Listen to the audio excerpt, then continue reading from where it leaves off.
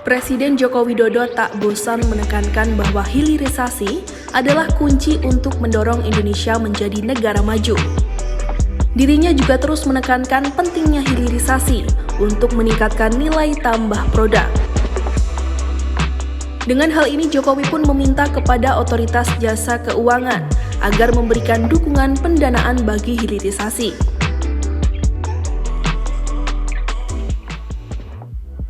Yang paling penting adalah memang mengintegrasikan. Sudah bolak-balik saya sampaikan, yang minerba diintegrasikan, yang CPO diintegrasikan, yang sumber daya alam laut kita hasilnya diintegrasikan semuanya. Memang yang paling sulit di situ.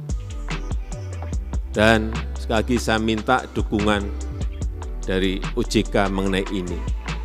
Bagaimana memberikan sosialisasi pentingnya hilirisasi. Serius dengan konsep hilirisasi, Jokowi minta dukungan yang konkret dan tetap dengan kalkulasi serta kehati-hatian yang tinggi kepada OJK.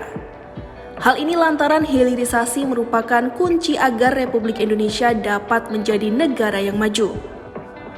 Sebagai salah satu negara di dunia dengan potensi sumber daya alam yang tinggi, pemerintah bertekad menjadikan Indonesia sebagai global key player industri hilirisasi berbasis komoditas, terutama di sektor minerba, migas, dan kelautan.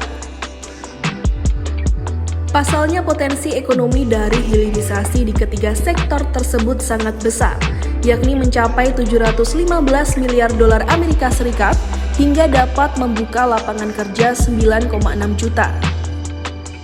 Pemerintah memfokuskan industri hilirisasi komoditas menjadi 3 kelompok, yakni industri berbasis agro seperti industri oleokimia, industri berbasis bahan tambang mineral seperti industri smelter mineral dan logam, dan industri berbasis migas dan batu bara seperti proyek coal to methanol.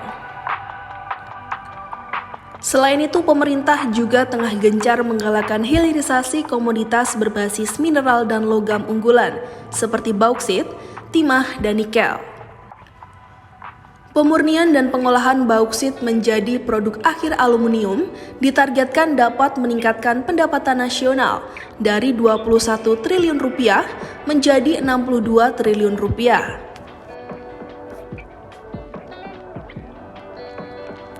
Hilirisasi logam timah juga diharapkan dapat menghasilkan logam tanah jarang atau rare earth yang merupakan komponen penting bagi berbagai teknologi masa kini.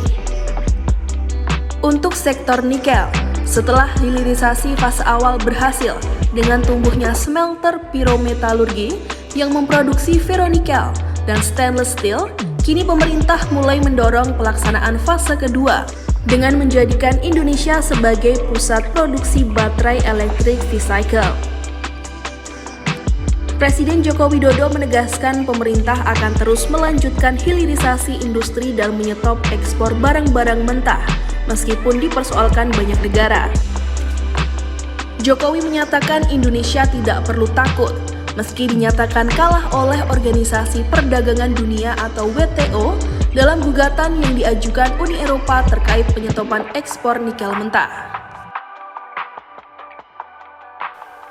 Waktu nikel kemarin digugat, ya takut, pada takut. Digugat ya siapkan lawyer yang baik, tapi kita kalah. Kalah, kita sudah kalah, nikel kita sudah kalah. Terus kalau kalah gimana? Ya terus saja hilirisasi, kenapa kalah? Banding. Nggak tahu menang atau kalah nanti kalau banding. Kalah ya tetap terus, barangnya udah jadi, industrinya sudah jadi, ekosistemnya sudah jadi.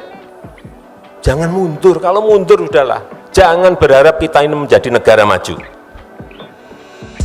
Mantan Gubernur DKI Jakarta itu mengatakan hilirisasi industri harus tetap dilanjutkan karena ekosistemnya sudah siap di Indonesia. Jokowi menegaskan Indonesia tidak boleh gentar dengan gugatan-gugatan itu karena hilirisasi industri adalah kunci untuk menjadi negara maju.